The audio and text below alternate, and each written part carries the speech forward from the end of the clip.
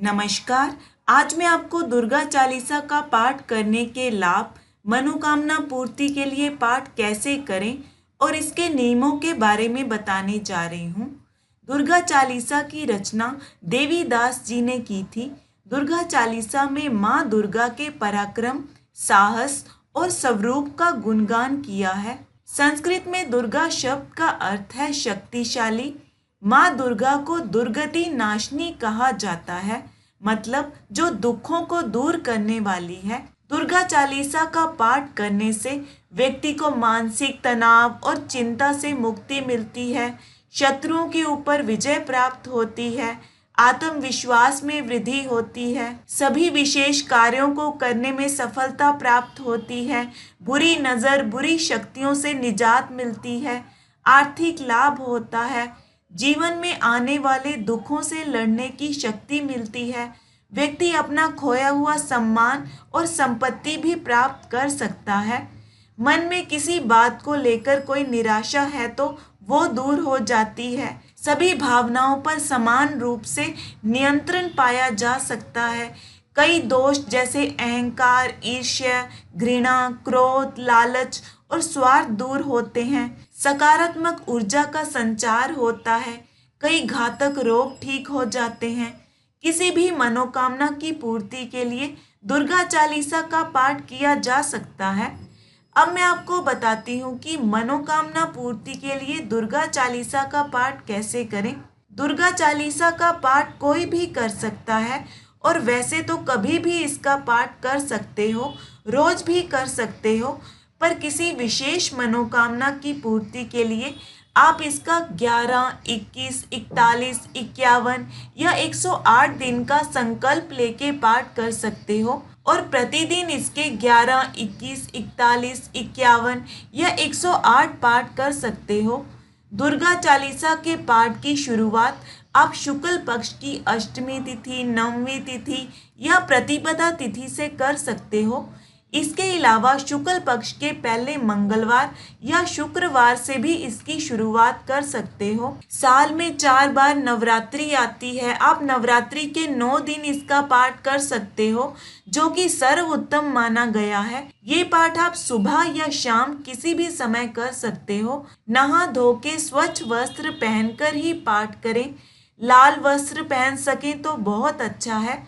पूर्व या उत्तर दिशा की तरफ मुख करके लाल ऊनी आसन पर बैठकर ही पाठ करें। ये आप अपने घर के मंदिर में भी कर सकते हो या फिर अलग से लकड़ी की चौकी पर लाल रंग का कपड़ा बिछाकर उस पर माँ दुर्गा की फोटो या मूर्ति को स्थापित करें।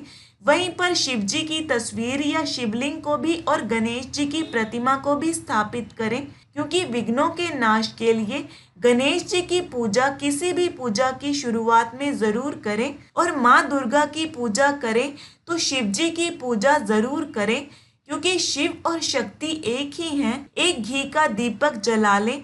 फिर सबसे पहले अपने हाथ में जल या चावल फूल लेके जितने पाठ आपने करने हैं, जितने दिनों तक करने हैं, अपना नाम और गोत्र बोलते हुए इसका संकल्प लें और जिस मनोकामना की पूर्ति के लिए आप पाठ कर रहे हैं वो माता को बताएं और उसे पूरा करने के लिए प्रार्थना करें। सबसे पहले ओम गण गणपतये नमः बोलते हुए धूप, दीप, सिंदूर, फल, मिष्ठान से गणेश जी की पूजा करें। मन में गणेश जी का ध्यान करते हुए 11, 21 या 108 बार ओम गण गणपतये नमः का जाप करें और हाथ जोड़कर उनसे सभी विघ्नों का नाश करने की प्रार्थना करें। फिर भगवान शिव की करें। शिवलिंग हो तो जलाभिषेक करवाएं, उनका पंचाक्षरी मंत्र बोलते हुए, नहीं तो ऐसे ही उनकी प्रतिमा की धूप, दीप, चंदन, फूल, मिष्ठान से पूजा करें। जितना आप कर सकते हैं करें। बेलपत्र मिल सके तो वो भी अर्पित करें। बेलपत्र माँ को भी अर्पित कर सकते हो। फिर मन में उनका ध्यान करके 11, 21 या 108 बार पंचाक्षरी मंत्र का जाप करें और माँ की कृपा प्राप्ति के लिए प्रार्थना करें। फिर माँ दुर्गा की पूजा करें। चुनरी अर्पित करें, धूप, दीप, लाल फूल, रोली, मिष्ठान अर्पित करें। एक पात्र में जल भर के रखें। माता को 2 साबुत लौंग, 2 इलायची अर्पित करें। मिष्ठान में आप कोई मिठाई ले सकते हैं। खीर का भोग लगा सकते हो, नहीं तो मिश्री का लगा सकते हो, पंचमेवे का लगा सकते हो और उन्हें इसे स्वीकार करने के लिए प्रार्थना करें। अपने सामर्थ्य के अनुसार आप जितना करना चाहो कर सकते हो। फिर दुर्गा चालीसा की पुस्तक पर तिलक लगा के माता का मन में ध्यान करके 11 बार ओम दुंग दुर्गाए नमः बोलें और फिर पाठ करना शुरू करें। पाठ के बाद हाथ में जल लेके पाठ माँ को अर्पित करें और बोलें, हे माँ दुख हरनी, मैंने जो आज आपकी चालीसा के पाठ किए हैं ये मैं आपको अर्पित कर रहा हूँ या कर रही हूँ। हे माँ, मैं ना समझ हूँ, मुझे कुछ नहीं आता। मैंने अपने भावों के माध्यम से आपकी चालीसा का पाठ किया है, कृपया इसे स्वीकार करें।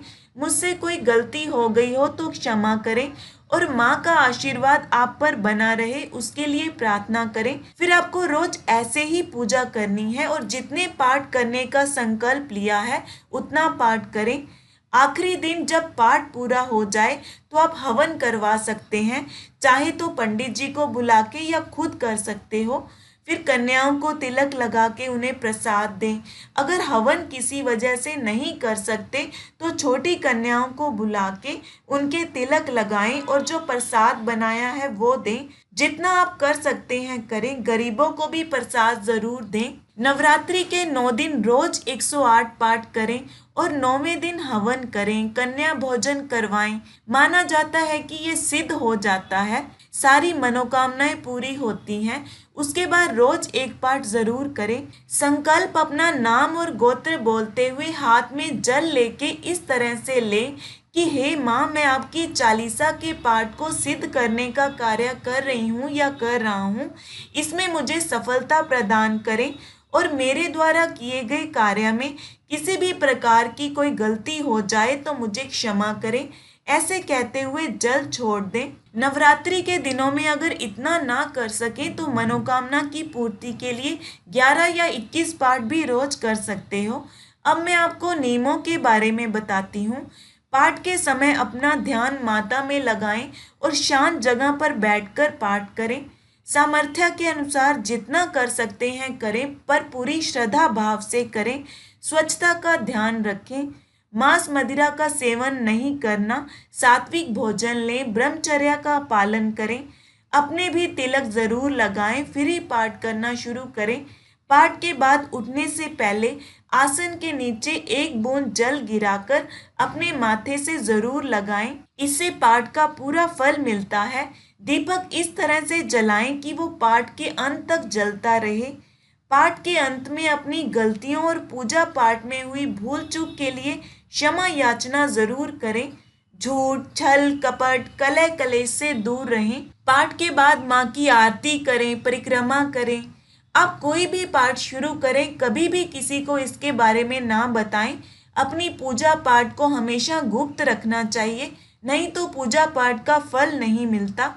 कई बार ऐसा होता है कि पाठ करने के दिनों में या बाद में माता का कोई स्वप्न किसी को आता है, माता के दर्शन होते हैं। इसके बारे में किसी को ना बताएं, अपने मन में ही रखें। पाठ हमेशा एक समय एक ही आसन पर बैठकर करें। पाठ अगर ब्रह्म मुहूर्त में कर सके तो और भी अच्छा है। भैरव बाबा और हनुमान जी का भी मन में ध्यान करके उनके नाम का प्रसाद भी जरूर निकालें। उपाय के तौर पर एक छोटा लाल चंदन का टुकड़ा माँ के सामने रख दें। लाल चंदन का टुकड़ा वहीं रखना है जब तक आपके संकल्प लिए हुए पाठ पूरे ना हो जाएं। जब पाठ पूरे हो जाएं तो इसे लाल कपड़े में अपने मंदिर में रख दें। किसी खास कार्य के लिए आप जाते हैं, किसी विवाद के लिए जाते हैं, तो इस रक्त चंदन के टुकड़े को अपनी जेब में रखें और जाएं। आपकी सफलता में बढ़ोतरी होगी। इसे आप अपनी तिजोरी में भी रख सकते हैं। ये ना कर सकें, अगर कोई बिगड़े काम बनाने हो तो घर से निकलने से पहले माँ को अर्पित किया लौंग अपने मुंह में रख लें। इससे बिगड़े काम बन जाते हैं। माता रानी की कृपा आप सब पर हमेशा बनी रहे। धन्यवाद।